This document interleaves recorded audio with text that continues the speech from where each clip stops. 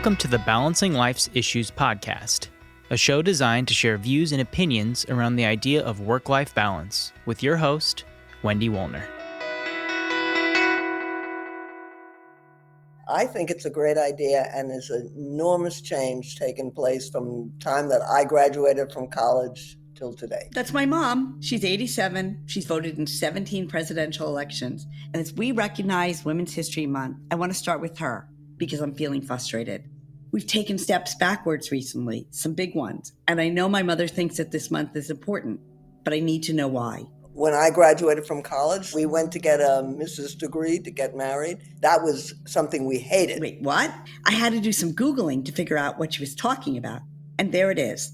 Thanks to a PBS article titled Mrs. America, Women's Roles in the 1950s. Under huge societal pressure to get married, women who went to college were stereotyped as going to get their MRS degree, meaning getting a husband.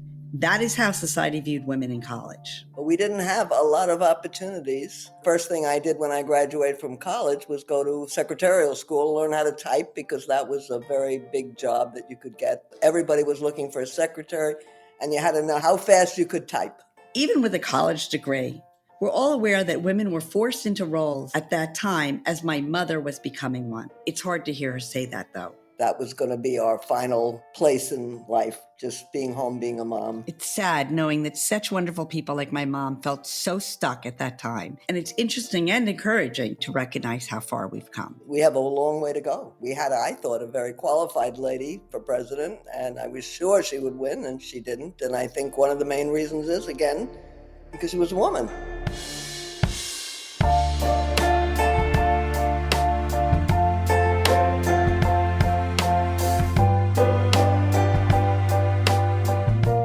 Mom, do you see any hope here? We've come a long way. Huge difference from when I was young, and I think there's much more equality than there was, and more to come.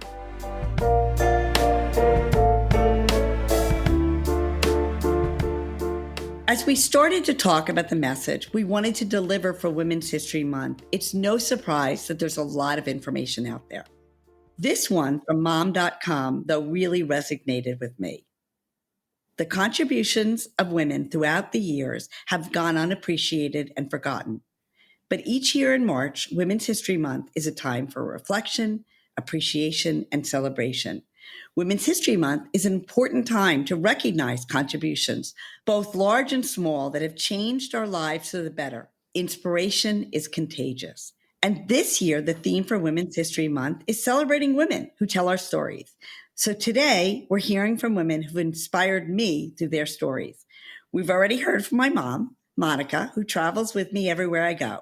Even at her age, she's as strong as ever. But she still needs some encouragement from time to time. I know that, I didn't No, do it. Mom, so it was fine. I don't like, I would like to. Say goodbye. Oh, okay, whatever. Bye. But don't we all need encouragement?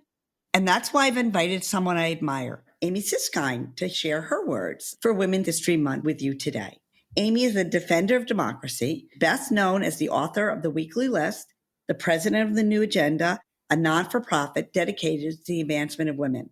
But I'll let her introduce herself. First of all, thank you for having me, and happy Women's History Month. So I have done 3 completely different things so far. And it kind of brings me to something that I always tell my mentees, especially if they're in college or just coming out of college, with the wisdom of age and having been, in the workforce or out in the volunteer force as well for several decades, that you'll probably have a lot of different careers or passions or volunteer kind of things that you do. So you don't need to know right away where your ambitions lie or where your path is going to lead you. For me, I started out in a traditional jobs in the distressed debt field in Wall Street.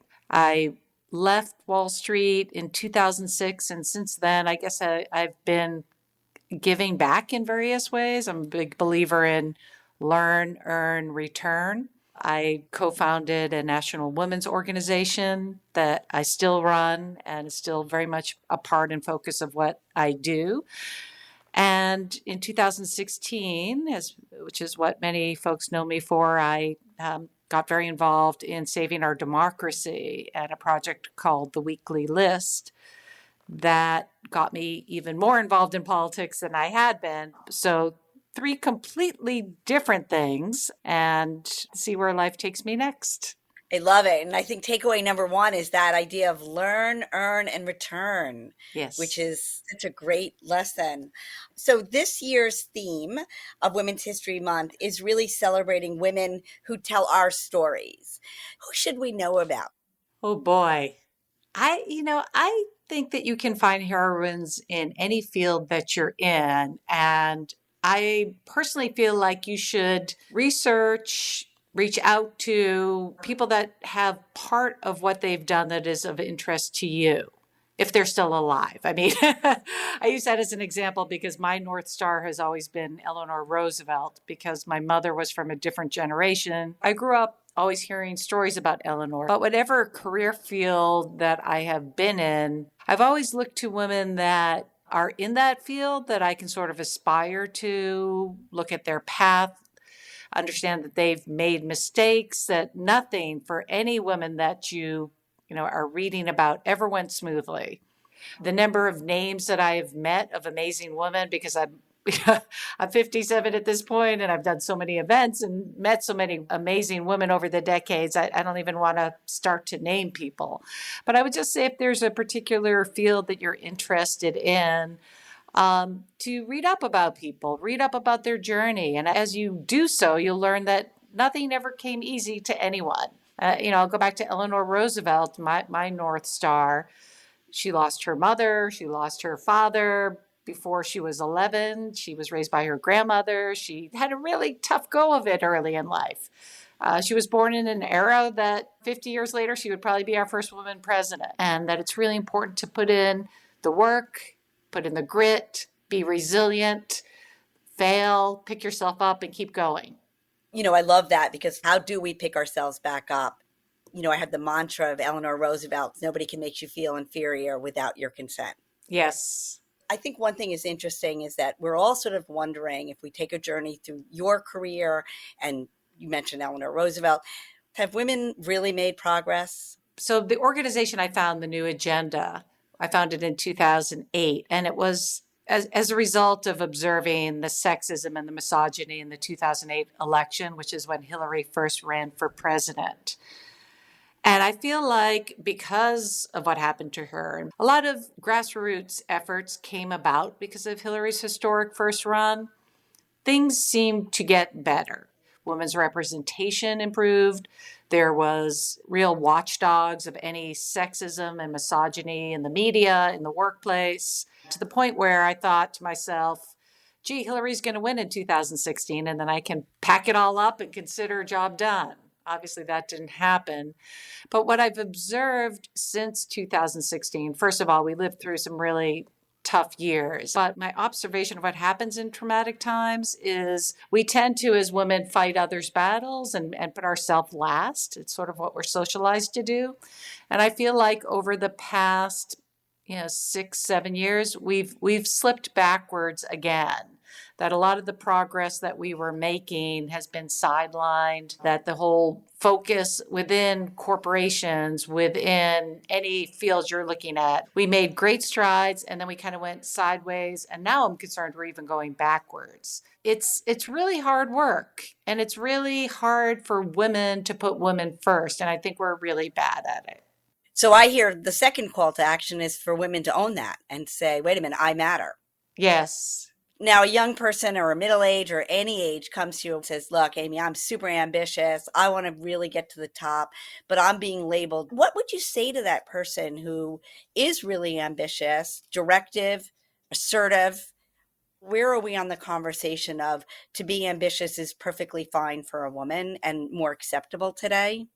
Yeah, I think there's still stereotypes with that. There's a reason why we're one of the last, if not the last, developed country that hasn't had a woman leader, because women who want to be the president or want to be a CEO, if they say it, it's like, oh, she's ambitious. Whereas if a man says that, it's like, oh, he's a leader. I think we have to be really aware of what our own voices are saying to ourselves. And I think it's not only okay, but important that women recognize the need to make money and financial independence. Maybe ambition is just a word that we should substitute out for I want to be successful. I want to go to higher rungs in my career. I think you should figure out what fulfills you and keep doing it until it doesn't fulfill you anymore, and then find a new passion to chase. And that's a very privileged thing to say. A lot of people's careers don't allow them that financial flexibility.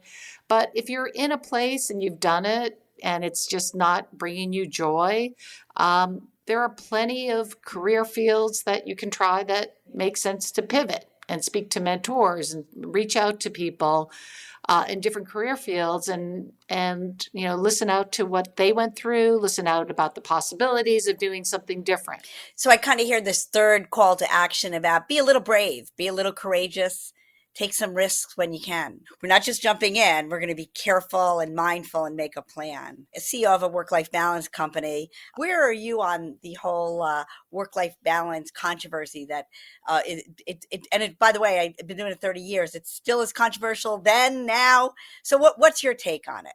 I kind of hate the framing of the whole thing now that I'm kind of maybe on the other side of it.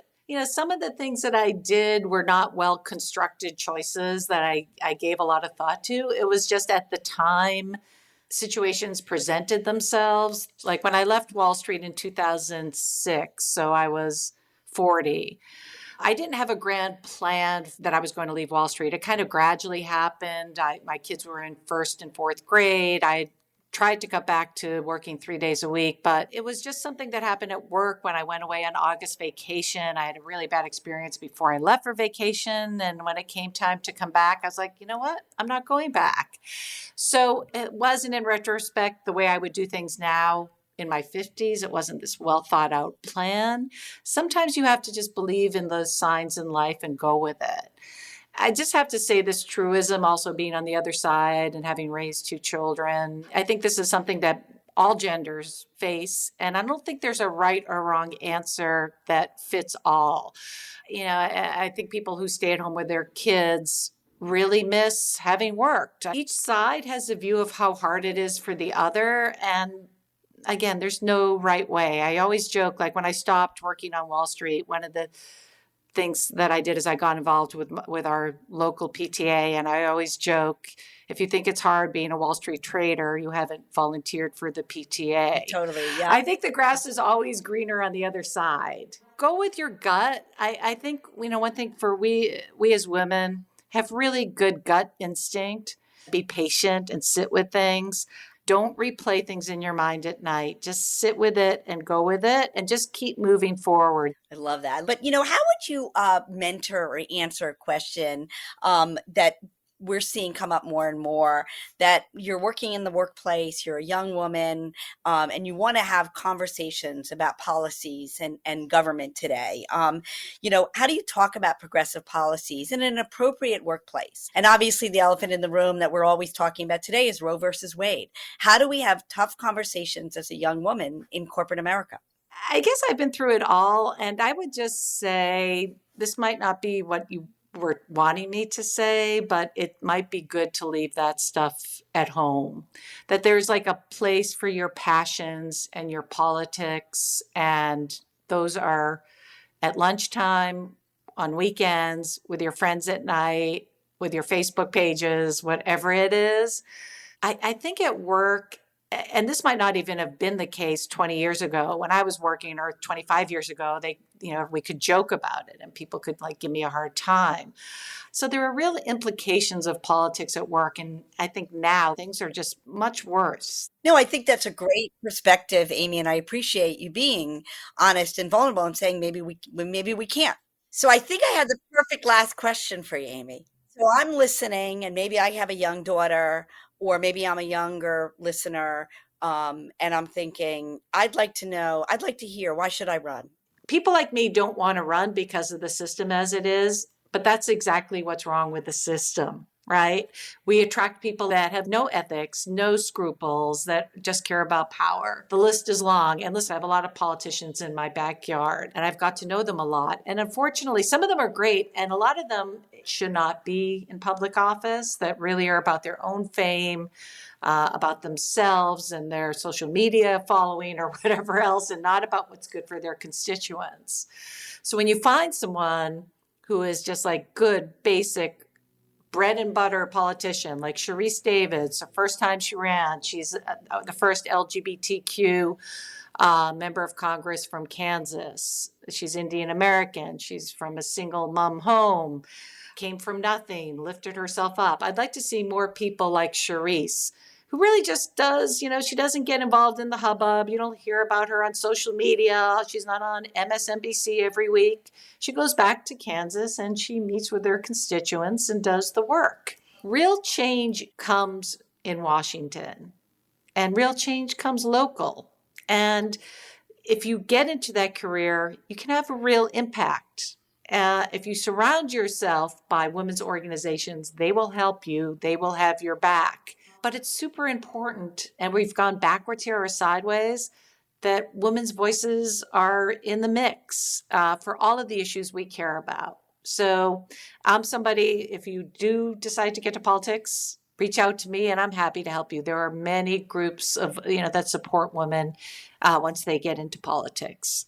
I want to end by really thanking you and saying what's so amazing is that you are acting your exact, model about giving back. And so, you've done such an amazing job with your followers and keeping us up to date. We're looking forward to hearing more and learning more from you. A million thanks, Amy, for kicking off our Women's History Month.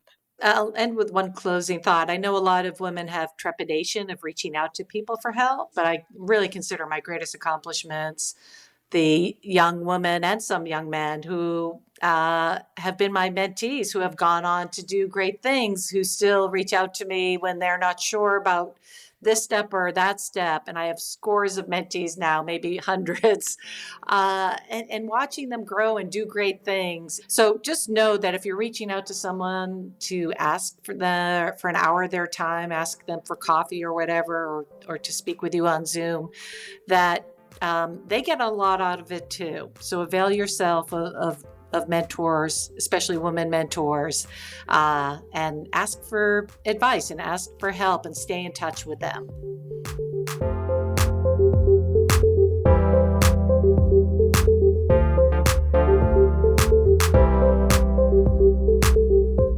So many great lessons. What an amazing closing thought. Learning to ask for help. I know a lot of us could use that reminder. Again, I want to thank Amy for being so open and willing to share as we kick off Women's History Month. I'm inviting you to take the entire month into a journey about where we've been, where we are now, and where we're going. Next episode, I will be talking to my friend, Rain Henderson, another woman I admire, as she offers her own version of what Women's History Month means to her. Until then, take care. This has been a production of Balancing Life's Issues with your host, Wendy Wollner, produced by me, Kai Sorensen. Subscribe to the podcast wherever you listen, and you'll get brand new episodes as they drop. Got an idea for the show? Leave a comment or email Kai, Kai, at balancinglifesissues.com.